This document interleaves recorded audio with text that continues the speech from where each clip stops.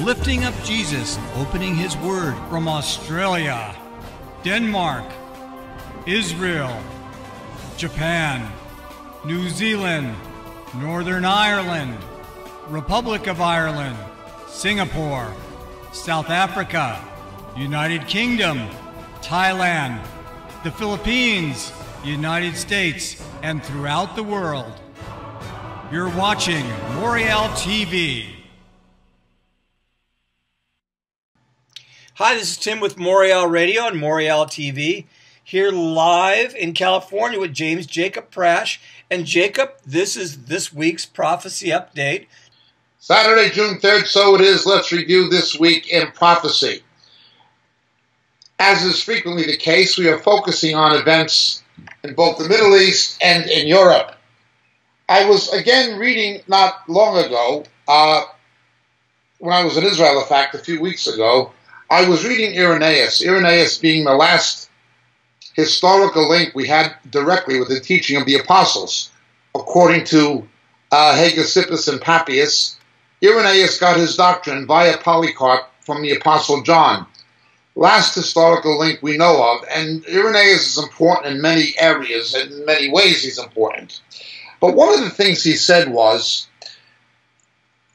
a chaos will come into the nations that were in the Roman Empire, and they will wind up with 10. They will wind up with 10 member nations, which corresponded to the 10 toes in Daniel's vision.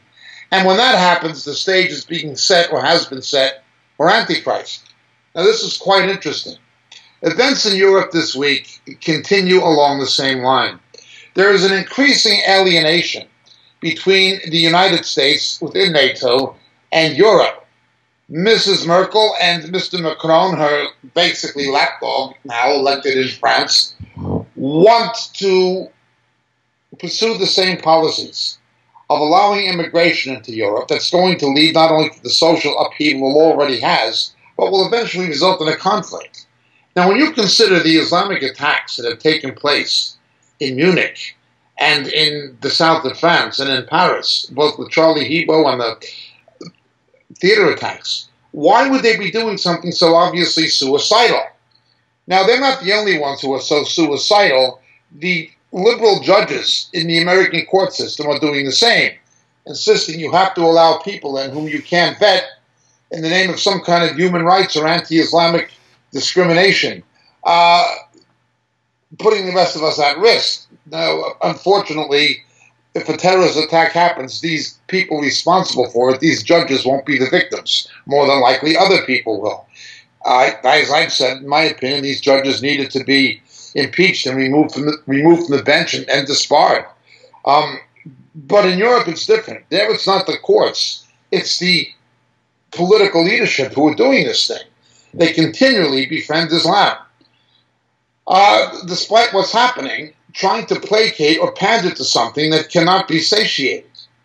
It demands its way. Again, propagating the lie that it's only a minority of Muslims who are radical, when in fact, even in Britain, 2/3 of Muslims say they would not report a terrorist plot if they knew about it, if it was Islamic. 2/3. And that's in Britain. It would be worse in France. Well, what's happening here?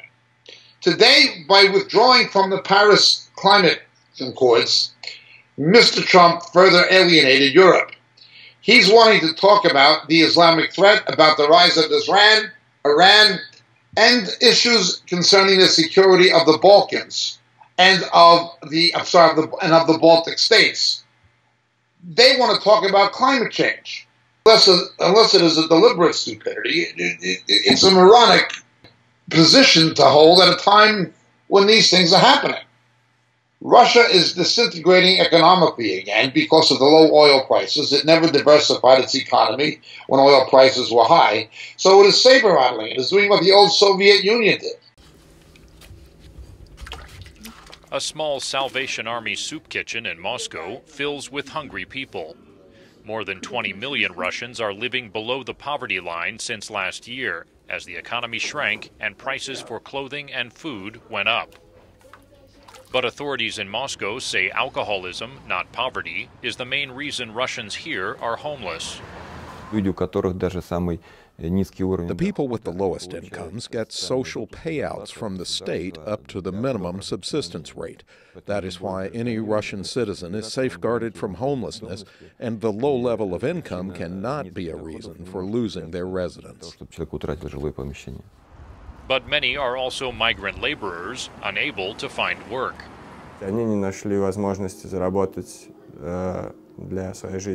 They came here because there was no work at home. Others do not want to return because their families expect money.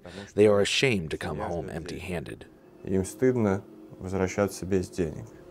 As companies cut jobs and working hours, more Russians are at risk. With fewer contracts available and a worsening leg injury, electrical engineer Vladimir Zakharov is seeking help. There was no work, which means nothing to pay the rent. I got some advice to go to this center. They said the center could help me out for a little while. Moscow authorities started sending out a social patrol van in 2009 to seek out the homeless and offer help. Since then, the fleet has grown to 30 vehicles, providing medical care and essentials to those most in need. Daniel Sheriff, VOA News, Moscow.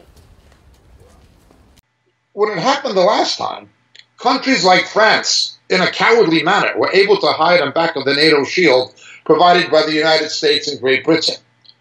If the European left, including the European left in Germany, but especially France and the Committee of Nuclear Disarmament had had their way, you'd have 420 million people living under the Iron Curtain of the Soviets, who today are not, only because Mrs. Thatcher led the way in standing up to these people, and then the Americans deployed the cruise and Jericho missiles again in response to the Soviet deployment of the SS-20, while the European left were protesting. It was only by meeting the threat with strength that the Soviet Union went into further bankruptcy. They brought down the commodity prices and so on. But the more the Soviet Union went into economic disintegration, the more it rattled its sabers. Well, that's happening again. And the Europeans are once again thinking they can hide on back of the American shield and do business with both sides. This is absolutely silly and ridiculous. Mr. Trump is getting fed up with this, and I think many Americans are.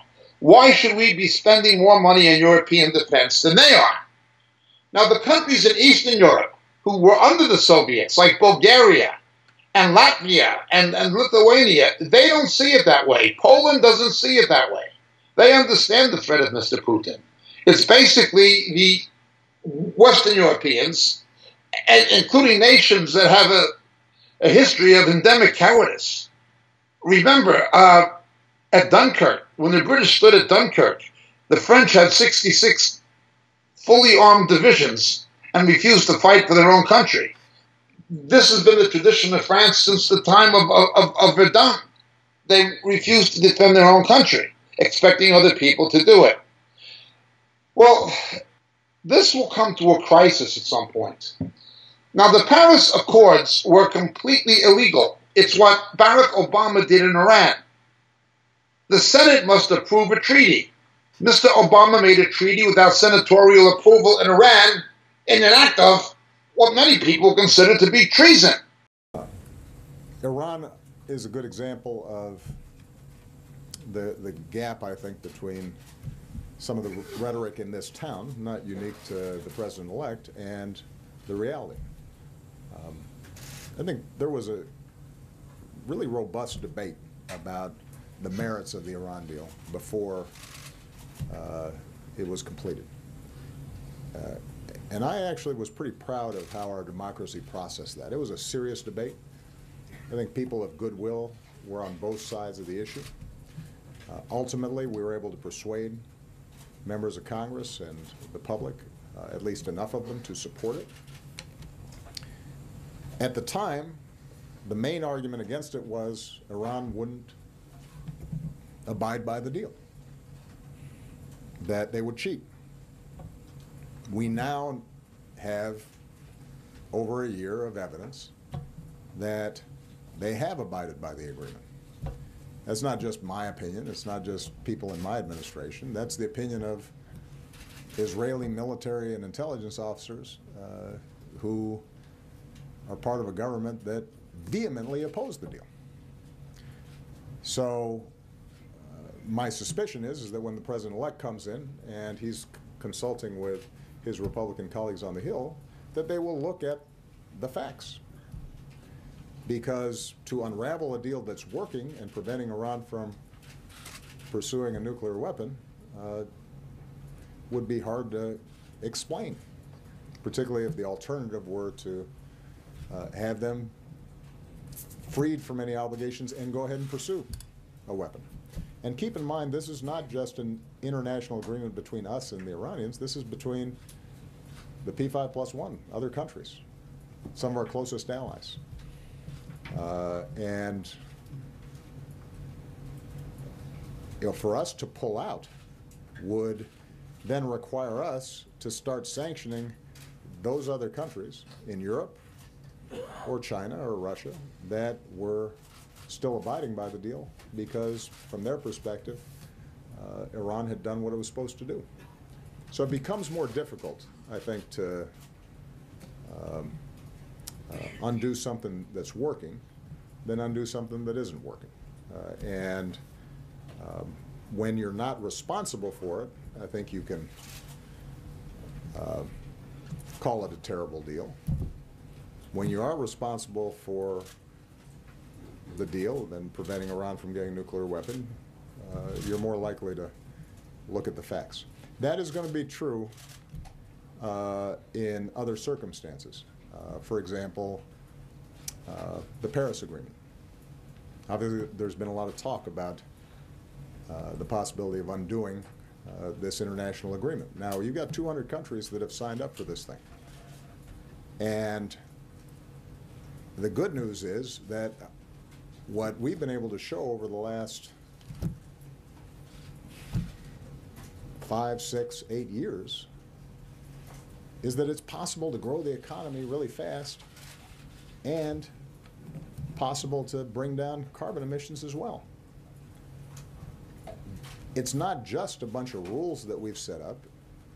You've got utilities that are putting in solar panels and creating jobs. You've got the big 3 automakers who have seen record sales and are overachieving on the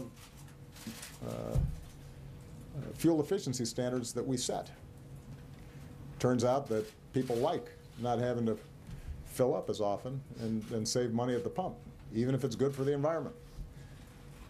You've got states like California that have been moving forward on a clean energy agenda, separate and apart from any federal regulations that have been put forward.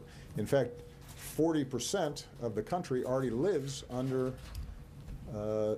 in states that are actively pursuing what's embodied in the Paris Agreement and the Clean Power Plant Rule. And even states like Texas that politically tend to oppose me, you've seen huge increases in wind power and solar power. And you've got some of the country's biggest companies like Google and Walmart all pursuing energy efficiency because it's good for their bottom line. So what we've been able to do is to embed a lot of these practices into how our economy works.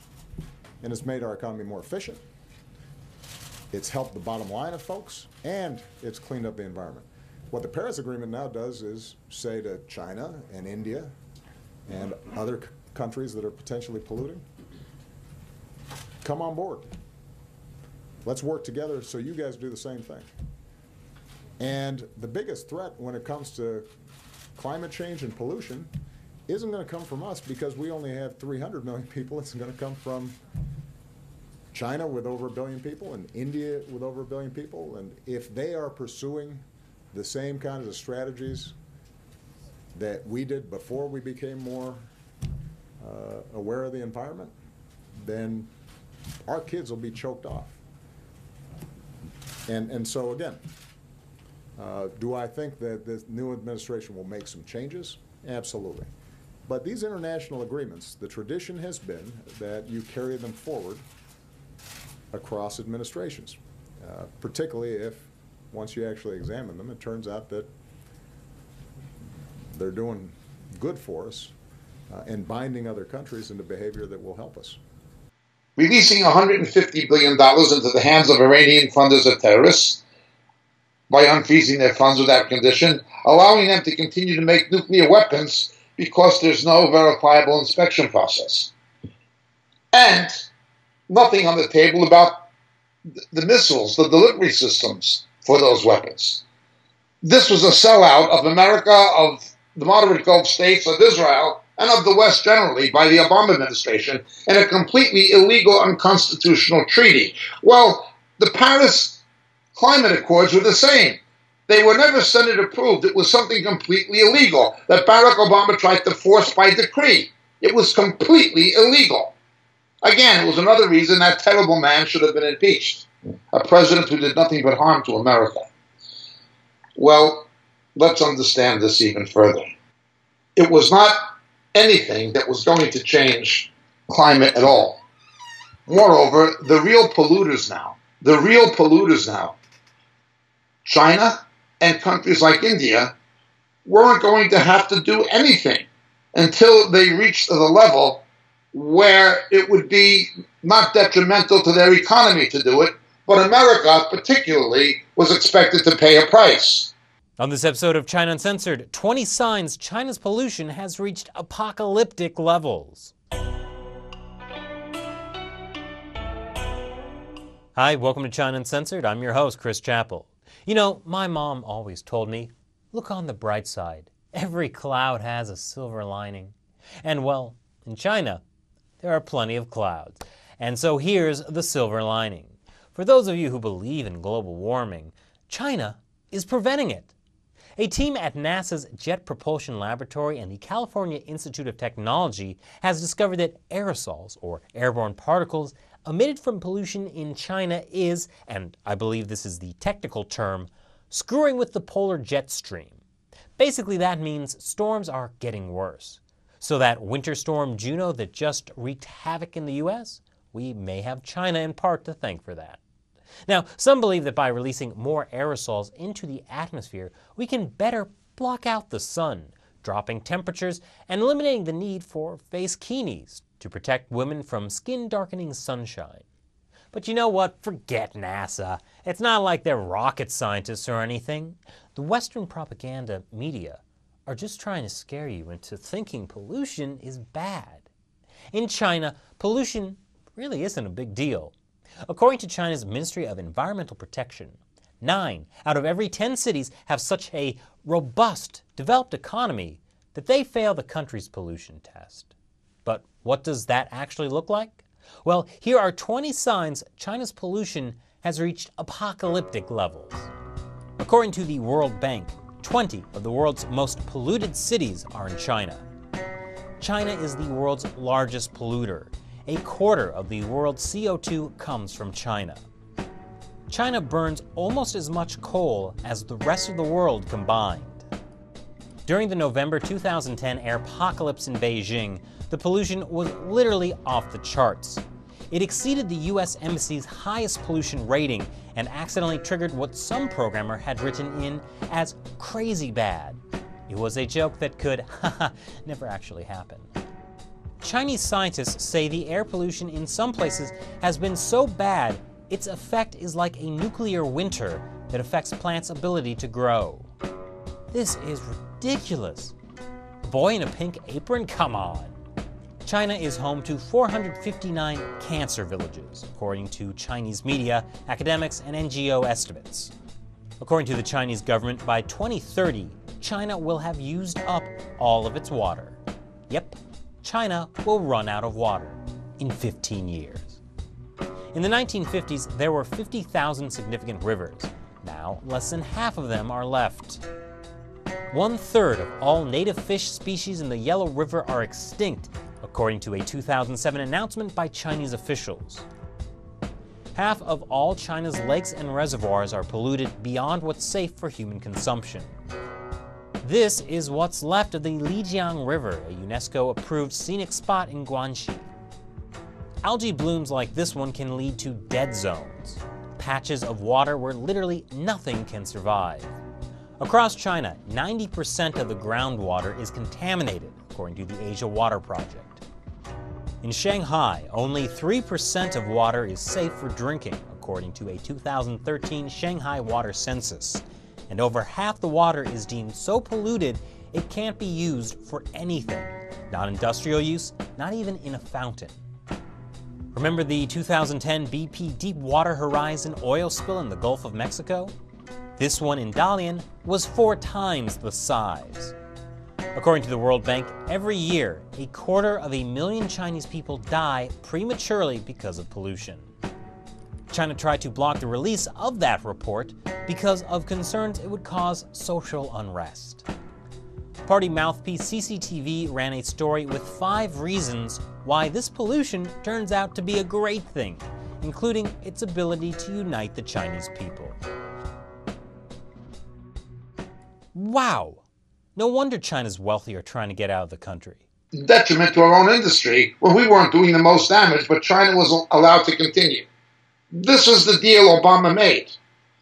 Mr. Trump was right to withdraw from it, but it will further underscore the alienation between Europe and America that has been happening. Now, this is not all of Europe. It is Roman Europe. That is Romance Europe and Germanic Europe. It is Latin Europe. It is Western Europe that was the Roman Empire. It is less true in Eastern Europe. In fact, it's nearly not true at all. It's not true in Great Britain, and it's certainly less true in Scandinavia, in Denmark, and less true in Holland, as well as the Czech Republic, Poland, and so forth. Irenaeus says we'll wind up with 10. So far, everything seems to be heading in that direction. There are other explanations for the 10, but it seems to be heading in that direction, the fragmentation in Europe. Macron won in France because France was solidly part of the Roman Empire. Holland was not. Geert Wilders came in second and has made major political changes to the Dutch landscape. So too, the victory most attributable to Nigel Farage in Great Britain with Brexit. The countries that were in the Roman Empire as opposed to those who won't. This moves us on to Mr. Putin. Again, he has a declining economy. If the West wanted to do it, if they were really going to play ball with the Saudi Arabians, they could temporarily drive the price of oil down so low as to bankrupt Iran and to put Russia on the road to being the next Venezuela. What the miracle of the socialism of Hugo Chavez, the late Hugo Chavez, and his successor have achieved in Venezuela. But they're not doing it. Now, there are self-interest reasons. To do so would hurt the fracking industry in the United States. We could be hurting ourselves if we did that beyond a certain point. Additionally, it would require more concessions to Saudi Arabia to bring it about. I'm simply saying the mechanism to do it does exist. Another longer-term strategy would be supertankers that can sell American natural gas in the form of liquid gas to Europe and underprice Russia's exports of natural gas to Western Europe. What Russia always does is what China always does, what all dictatorships do when they're in trouble. They play the nationalist card and begin saber-rattling, pretending they're strategic threats to their interest when there's not. In fact, the only strategic threat, as we've said, to Mr. Putin's Russia are the Muslims with whom he's cooperating vis-a-vis Iran. Again, I myself never wanted Donald Trump to be president. I agreed with his platform, but I didn't have a lot of trust in him. I certainly didn't vote for him. I voted against Hillary. That was the only reason I personally voted for Donald Trump, was to stop Hillary. I do like Mr. Pence, but not Mr. Trump. I've never trusted him. I'm not against him. I pray for him daily. I wish him well. He's done some right things, including withdraw from the Paris Climate Accords. I'm not saying he hasn't done some good things. But as we said last week, he's pandered again to the Saudi Arabians. It's business as usual. He's going to allow them to continue to fund radicalism through their madrasas. He will not address the human rights abuses and the persecution of Christians in Saudi Arabia, nor their funding of anti-Israel propaganda, nor their funding of the CAIR in America, nor any of this. You cannot bring a New Testament into Saudi Arabia while they are allowed to build mosques in Ohio. He will not say anything about the human rights abuses. It's going to be about business with him. It's not going to be about anything else.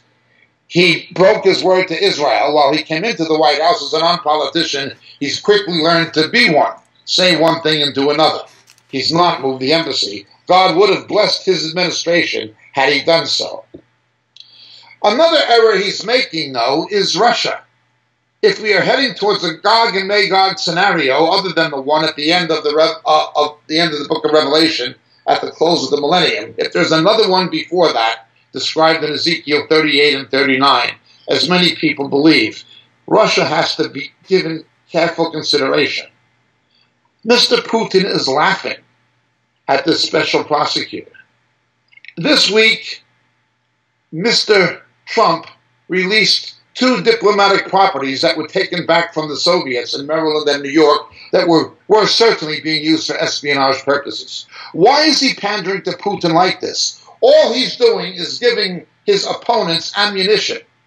All he's doing by pandering to Putin is giving his opponents ammunition, as the Soviets do low-altitude overflies over American warships in the Black Sea. Why is he pandering to them? Why is he not standing up? This looks suspicious, and it gives ammunition to his critics who are playing this Russian collusion card. Now, again, there is no evidence of collusion with Russia between Mr. Trump or his campaign and Russia. General Flynn, of course, behaved less than ethically in his relationship both with Russia and more so with Turkey, and he should have been removed. He never should have been appointed. I do not respect General Flynn, despite his abilities. He did something very bad, and on top of that was dishonest in his report about what he did to Vice President Pence. I'm glad General Flynn is gone. But I'd also be happy if General Mattis was gone. General Mattis is a good general, but a bad Secretary of Defense. He never should have gotten the job.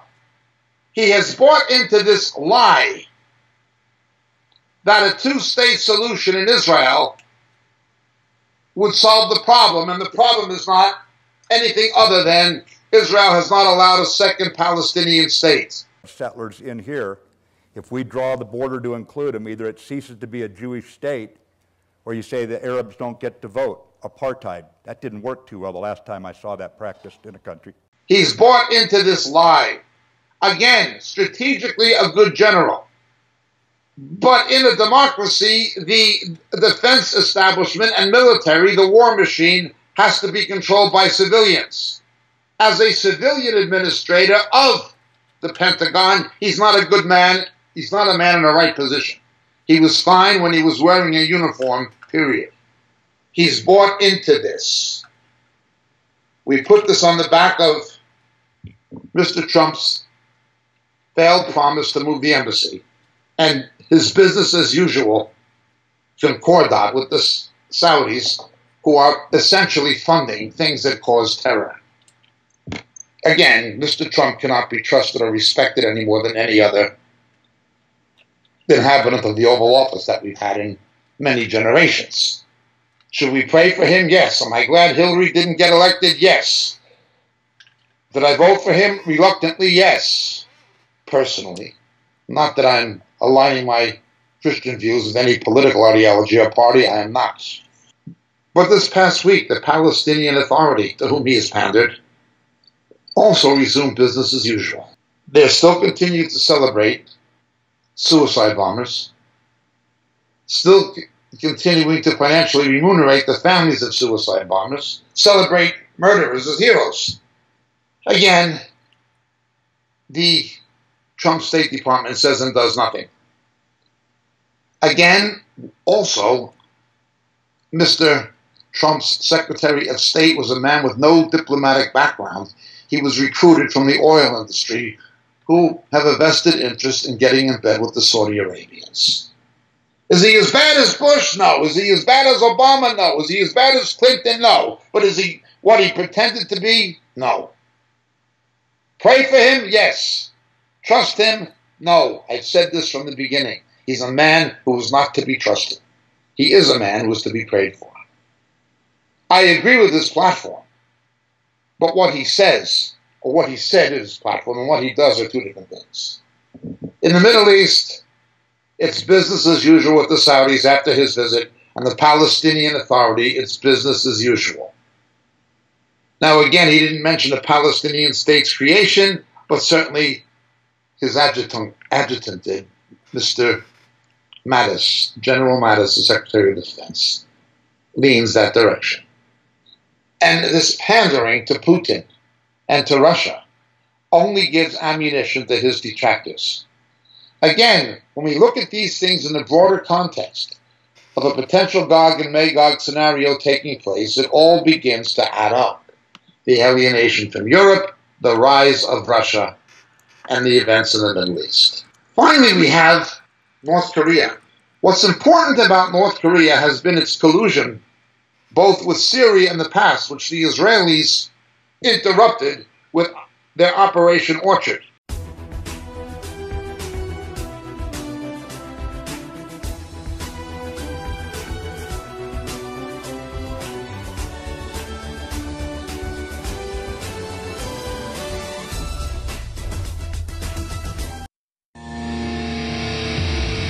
A hostile country is trying to build a nuclear bomb.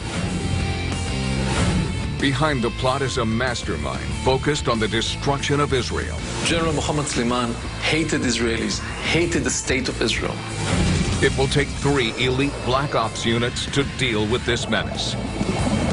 Special forces operating deep within enemy territory to confirm the threat. That was an extremely risky intel gathering mission. If there was a mistake made, that could have been war. An elite flying unit to take it out.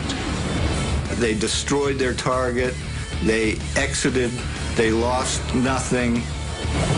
And finally, an assassination unit to deal with the man behind the threat. 3 of them came as scuba divers to his beach house, shot him, and then disappeared. When North Korean nuclear technology was transferred to Syria, the Israelis intercepted communications and took it out. But they are colluding with Iran. This is well known in the intelligence community and in the diplomatic community, and the Israelis know it. The CIA, the Pentagon, the British MI6, and the Israelis all know more about this than they are telling, obviously, but they know it. It's no secret. Many people know it, even outside of the intelligence and defense apparatus. People know what's happening. What's important about North Korea this week is not just further missile testing, but following the scandal in South Korea, with a new government being elected, the new leader in South Korea is left-leaning, has anti-American sentiments, apparently, and is interested in placating North Korea as if you can placate that madman.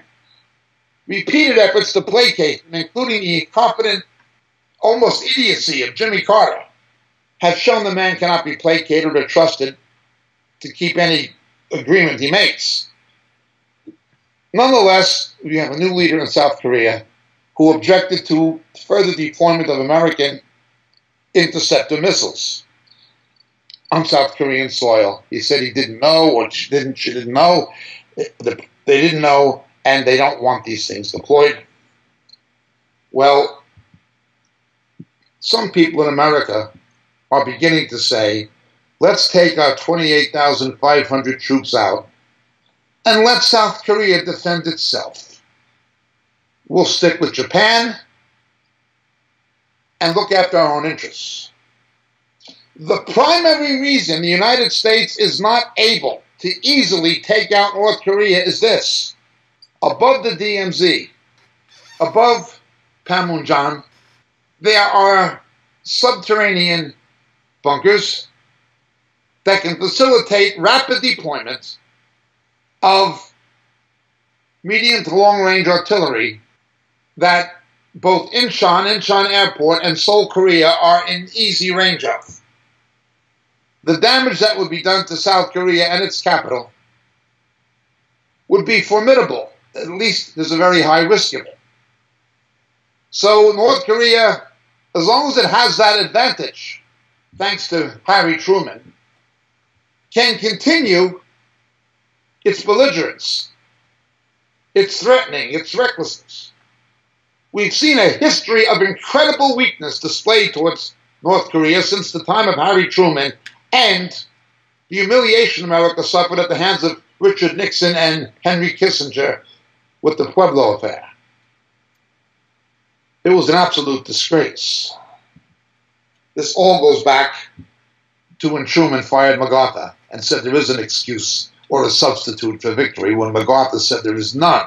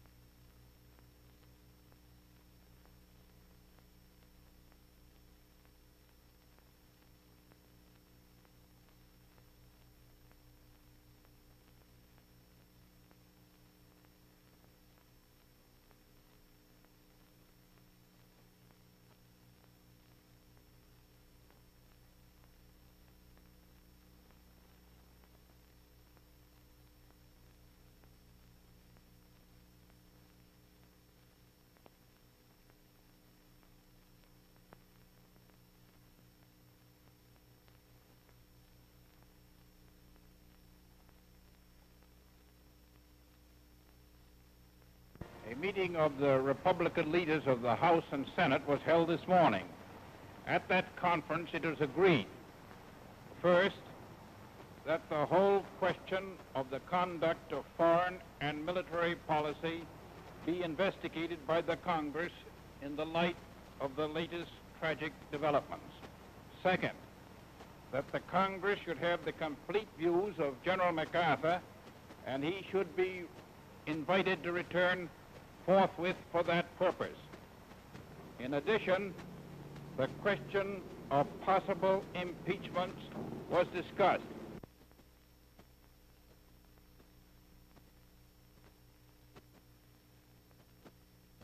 The question we have had to face is whether the communist plan of conquest can be stopped without a general war. Our government and other countries associated with us in the United Nations believe that the best chance of stopping it without a general war is to meet the attack in Korea and defeat it there. I've thought long and hard about this question of extending the war in Asia. I've discussed it many times with the ablest military advisors in the country. I believe with all my heart that the course we are following is the best course. I believe that we must try to limit the war to Korea for these vital reasons: to make sure that the precious lives of our fighting men are not wasted, to see that the security of our country and the free world is not needlessly jeopardized, and to prevent a third world war. A number of events have made it evident that General MacArthur did not agree with that policy. I have therefore considered it essential to relieve General MacArthur so that there would be no doubt or confusion as to the real purpose and aim of our policy. It was with the deepest personal regret that I found myself compelled to take this action. General MacArthur is one of our greatest military commanders. But the cause of world peace is much more important than any individual. Had MacArthur had his way, we would not be having this, but unfortunately, the liberal Democrat, Harry Truman, had his way instead. Thus, we have this. It would be, in the thinking of many people, to the advantage of the United States to say, we're leaving South Korea. Fend for yourself. You don't want our protection. You're going to insult us. We're leaving. Why should we be spending billions of dollars a year to defend you anyway? You're an affluent country who in many respects is our competitor. South Korea is competing with Silicon Valley. Hyundai is competing with General Motors and Ford. Why should we? Once that happens, the United States would be in a position to deal with North Korea without fear of the repercussions on South Korea. North Korea could not say, if you attack us, we are going to attack Seoul, when Seoul has nothing to do with it. And even if they did, there would be nothing to do with the United States or Japan or any other allies that stand with them on it.